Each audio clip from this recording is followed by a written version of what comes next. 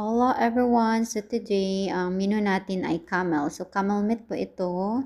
Binigay lang po sa amin ng isang kaibigan na nagtatrabaho sa restaurant yung boyfriend niya.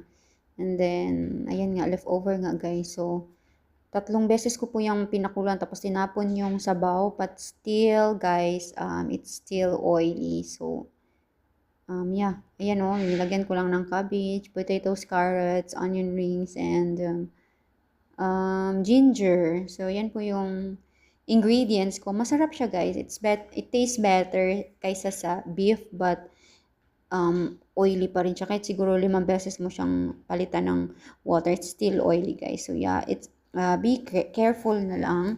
Kasi ang plan ko ay i-remove ko na po yung water, yung sabaw niya, yung